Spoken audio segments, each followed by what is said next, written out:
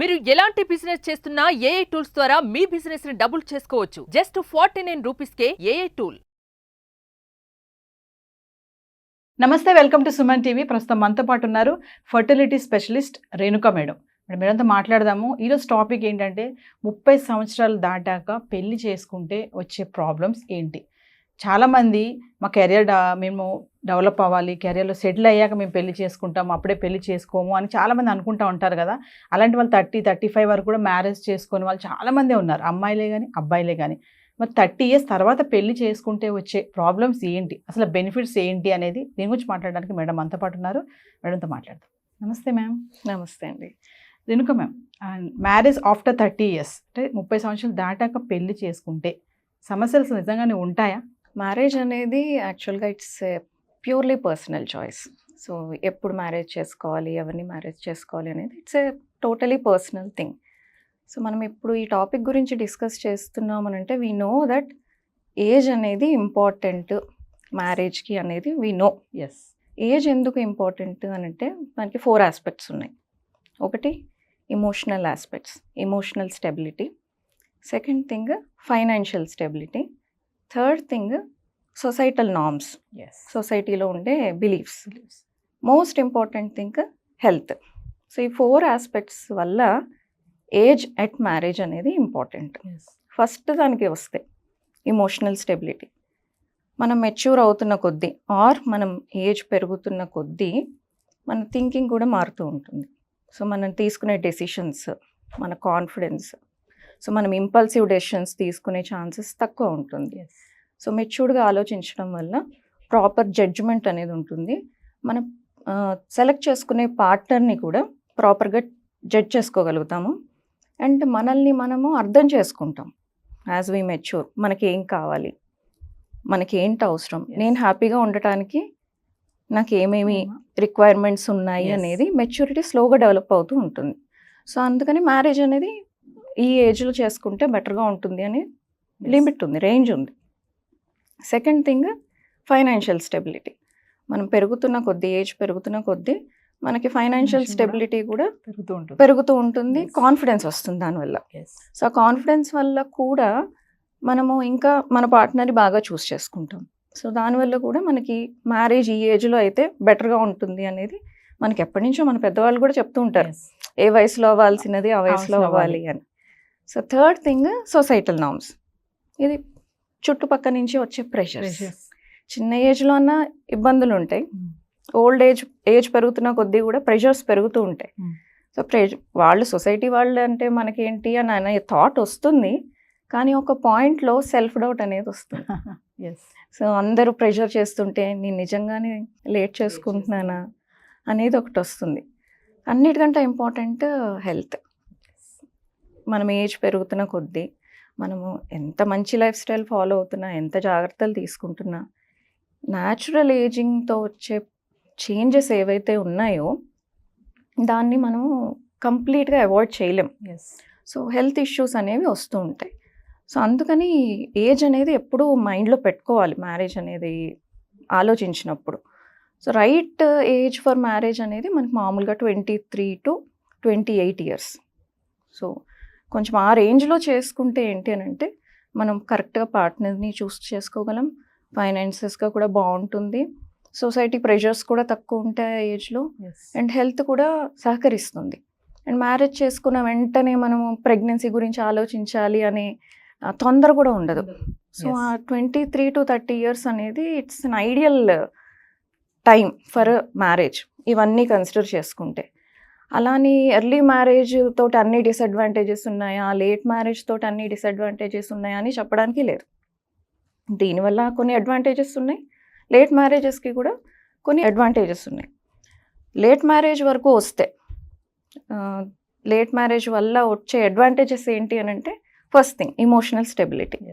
So మెంటల్గా బాగా మెచ్యూర్గా ఉంటారు, వాళ్ళకి ఏం కావాలి అనేది వాళ్ళకి కరెక్ట్గా తెలుసు కాబట్టి పార్ట్నర్ని బాగా చూస్ చేసుకోగలరు. చాలామందిని చూసుంటారు, ఇంటరాక్ట్ అయ్యి ఉంటారు. సో వాళ్ళకి ఎవరు బాగా మ్యాచ్ అవుతారు, ఎవరి ఫ్రీక్వెన్సీ ఎలా ఉంది అనేది వాళ్ళు అర్థం చేసుకుని పార్ట్నర్ని బాగా చూస్ చేసుకోగలుగుతారు. Second thing financial stability. So వాళ్ళకి ఫైనాన్షియల్గా వాళ్ళు బాగా సెటిల్ అయ్యి ఉంటారు కాబట్టి కొంచెం 30 తర్వాత ఏదన్నా కొంచెం అటు ఇటు ఏదైనా అయినా వాళ్ళు హ్యాండిల్ చేసుకోవడానికి వాళ్ళకి కాన్ఫిడెన్స్ ఉంటుంది. సో ఈ 2 అడ్వాంటేజెస్ లేట్ మ్యారేజ్ వల్ల. డిసడ్వాంటేజెస్కి వస్తే నేను ఇప్పుడు చెప్పాను కదా, ఇమోషనల్ స్టెబిలిటీ, మెంటల్ మెచ్యూరిటీ అనేది అది కొంచెం ఎక్కువగా ఉంటుంది ఏజ్ పెరుగుతున్న కొద్దీ. సో అంటే క్యారెక్టర్ బిల్డ్ అయిపోయి ఉంటుంది, ఓకే, ఒపీనియన్స్ ఫామ్ అయిపోయి ఉంటాయి ఆ ఏజ్లో. అండ్ వాళ్ళ పార్ట్నర్కి కూడా అదే level of character development, opinions ఉంటాయి. సో అడ్జస్ట్మెంట్ ఇష్యూస్ వస్తాయి. సో వీళ్ళ క్యారెక్టర్ ఒకసారి డెవలప్ అయిపోయిన తర్వాత చేంజ్ అవ్వటం అనేది ఎదుటి వాళ్ళ కోసం అనేది కొంచెం కష్టం. సెకండ్ థింగ్, స్టామినా తక్కువ అవుతూ ఉంటుంది ఏజ్ పెరుగుతున్న కొద్దీ. సో దానివల్ల మళ్ళీ కొన్ని ప్రాబ్లమ్స్ వస్తాయి. సెక్షువల్ డ్రైవ్ తగ్గడం వల్ల కూడా వాళ్ళకి ఇంట్రెస్ట్ తగ్గుతూ ఉంటుంది ఇంటిమేట్గా అవ్వటానికి దానికి. తర్వాత ప్రెగ్నెన్సీ రావటం, ప్రెగ్నెన్సీలో కాంప్లికేషన్స్ ఇవి కూడా కొంచెం ఎక్కువ అవుతూ ఉంటాయి. ఇప్పుడు మేము కామన్గా చూస్తున్నది, పేషెంట్స్ వస్తూ ఉంటారు నా దగ్గరికి కొంతమంది 35 ఆ టైంలో డెలివరీ అవుతారు. డెలివరీ తర్వాత చెకప్స్కి వచ్చినప్పుడు నేను బేబీని చూసుకోలేకపోతున్నాను, నాకు ఓపిక ఉండట్లేదు, కొంచెం ఏడ్చినా నాకు చిరాకు వచ్చేస్తుంది అని they break down. So late marriage, late child birth, పిల్లల్ని చూసుకోవడానికి ఓపిక ఉండదు. ఇంకొంతమంది వస్తుంటారు పేషెంట్స్ లేట్ మ్యారేజ్ అయ్యి లేట్గా పిల్లలైన వాళ్ళు, పిల్లలు టీనేజ్ వచ్చే టైంకి మదర్స్కి మెనోపాజ్ చేంజెస్ స్టార్ట్ అయిపోతూ ఉంటాయి. సో ఈ teenage tantrums, menopause mood swings overlap అవుతాయి. సో పిల్లలు సఫర్ అవుతూ ఉంటారు, దానివల్ల మదర్స్ కూడా సఫర్ అవుతూ ఉంటారు. వాళ్ళ మధ్యలో ఫ్రిక్షన్, మిస్అండర్స్టాండింగ్స్ ఇవన్నీ వస్తూ ఉంటాయి. సో ఈ 2 అయితే నేను కామన్గా ఈ మధ్య చూస్తున్నాను. ఒకటి, పిల్లల్ని చూసుకోవడానికి ఇబ్బంది పడ్డం, ఏదో ప్రెగ్నెన్సీని ఏదో రకంగా ట్రీట్మెంట్ చేసుకున్న, ఐవీఎఫ్లు చేసుకున్న వచ్చేస్తున్నాయి, కానీ వాళ్ళని పెంచడానికి చాలా ఓపిక కావాలి అనేది ఒకటి మైండ్లో పెట్టుకోవాలి. ఏజ్ ఫ్యాక్టర్ అక్కడ డిపెండ్స్ ఉంటుంది డెఫినెట్గా. ఇప్పుడు మనకి 20-25 ఇయర్స్లో ఉన్నంత ఓపిక 35-40కి ఉండదు కదా. డెఫినెట్గా స్టామినాలో డిఫరెన్స్ ఉంటుంది. సో దానివల్ల ఇబ్బంది పడుతున్నారు లేట్గా మ్యారేజ్ చేసుకున్న వాళ్ళు. ముఖ్యంగా చూసుకుంటే మేడం, లేట్ మ్యారేజెస్ వల్ల మహిళలు ఎదుర్కొనే సమస్యలు ఎలా ఉంటాయి, వాటికి టిప్స్ ఏమని చెప్తారా? ఇప్పుడు నేను ఇవన్నీ లిస్ట్ అవుట్ చేశాను కదా, డిసడ్వాంటేజెస్ ఏంటి అనేది. As already discussed, stamina issues main thing.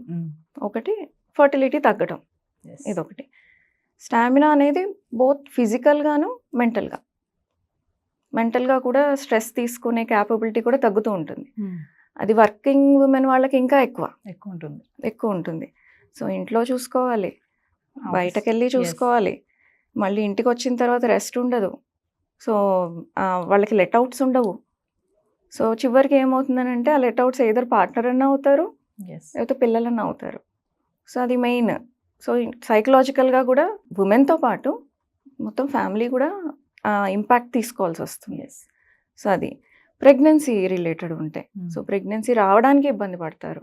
వచ్చిన ప్రెగ్నెన్సీస్ మిస్క్యారేజెస్ అవ్వడము, అబ్నార్మల్గా ఉండటము, జెనెటిక్గా కానివ్వండి, ఇంకే రకంగా కానివ్వండి, లేదు అంటే ఓల్డ్ ఏజ్లో ప్రెగ్నెన్సీస్ రావడం వల్ల బీపీలు, షుగర్లు, ఆ ఫిట్నెస్ లేకపోవడం, ఎస్పెషల్లీ లైఫ్ స్టైల్ సరిగ్గా లేనప్పుడు. కరెక్ట్ లైఫ్ స్టైల్లో ఉంటే కొంతవరకు అవాయిడ్ చేయొచ్చు, కానీ లైఫ్ స్టైల్ సరిగ్గా లేకపోతే మాత్రం ఈ ఆస్పెక్ట్స్లో బాగా ఇబ్బంది పడతారు. అలాగే వెయిట్ ఇష్యూస్ ఉన్న వాళ్ళు కూడా బాగా ఇబ్బంది పడతారు ఈ ప్రెగ్నెన్సీ టైంలో. సో డెలివరీ ప్రాసెస్ని, అంటే ఒక ఎంగేజ్లో ఉన్నప్పుడు వాళ్ళు నార్మల్ డెలివరీకి వాళ్ళ బాడీ ఎలా సహకరిస్తుందో ఏజ్ పెరుగుతున్నప్పుడు అంత సహకరించకపోవచ్చు. సో సిజేరియన్స్ పెరగటము, అండ్ మళ్ళీ పిల్లల్ని పెంచుకునేటప్పుడు ఫీడింగ్ ఇవ్వడం దగ్గర నుంచి వాళ్ళకి స్కూల్స్కి పంపించడం, చదువులు చెప్పించుకోవడం, అవన్నీ కూడా ప్రాసెస్ ఎఫెక్ట్ అవుతుంది. సో కరెక్ట్ ఏజ్ అంటే 23 to 30 ఆ ఏజ్లో బెస్ట్ టైం. దాని తర్వాత we can't say it's too late అని ఏం చెప్పలేము. కాకపోతే ఏంటి అని అంటే మెంటల్గా ప్రిపేర్ అయ్యి ఉండాలి. సో మ్యారేజ్ నేను ఈ ఏజ్కి చేసుకుంటాను అని అనుకున్నప్పుడు దానివల్ల వచ్చే అడ్వాంటేజెస్ ఏంటి, డిసడ్వాంటేజెస్ ఏంటి అనేది తెలుసుకోవాలి ఫస్ట్. అది చిన్న ఏజ్లో బిఫోర్ 23 అయినా ఆ క్వశ్చన్ మనల్ని మనం అడగకోవాలి.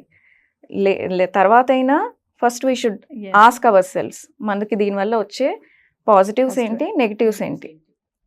పాజిటివ్స్ వల్ల ప్రాబ్లం లేదు. ఎస్.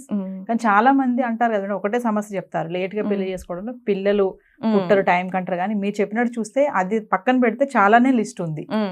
లేట్ గా పెళ్లి చేసుకోవడం వల్ల డిసడ్వాంటేజెస్ చాలానే ఉన్నాయి. పిల్లలు అనేది ఒక పెద్ద సమస్య, అది కాదు సమస్య, మిగతావి చాలా ఉన్నాయి. బట్ కరెక్ట్ ఏజ్ అంటే 23 to 30 అనేది correct age. Thank you ma'am.